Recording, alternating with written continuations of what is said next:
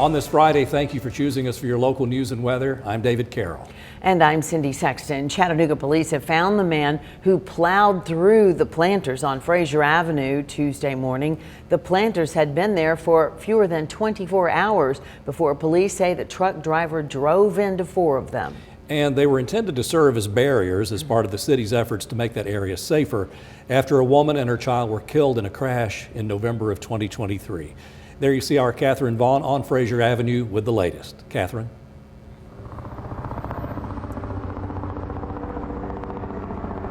Yeah, I'm standing in almost the exact location where that truck drove through and destroyed 4 planters. Now, I want you to take a look to the right of me. You'll see one right there. And as you can see, it's in a pretty large cement vase. It's got to be at least a few hundred pounds. And these are those planters that you can see lined all the way down Frazier Avenue, just to give you an idea if you're not familiar with the area. Now, we've had some concerns from people who may like the changes and might not like the changes as much.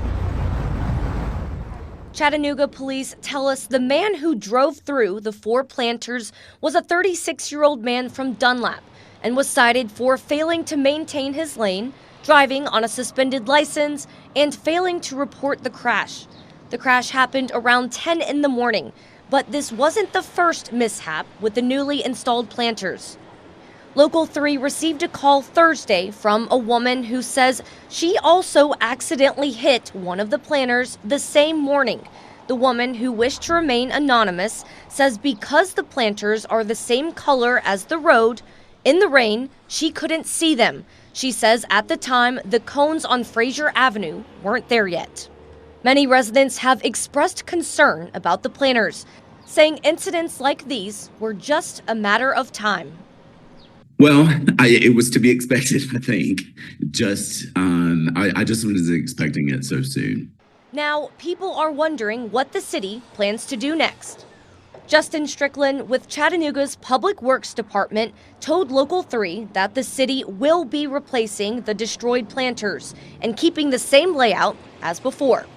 Next week, they'll also be installing flexible bollards in between the planters, something they already planned to do before Tuesday's incidents. These will help with visibility and hopefully stop a vehicle if it were to veer out of the lane. But the reconfiguration of the popular street has sparked mixed reactions among people.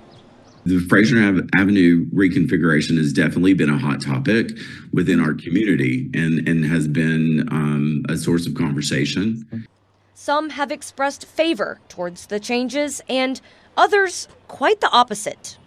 But Gino Wallace, a business owner on Frazier Avenue, says the changes, like additional parking, are necessary to the city's initiative to create a safer roadway. Because that's a barrier. A vehicle is a barrier between another vehicle and a pedestrian on the sidewalk. That planter is designed to be a barrier to protect that biker on that bike lane. Wallace says the additional planters are fulfilling that promise. You can love it or hate it, and it still serves its purpose, and that is to make a safer environment for all of our community.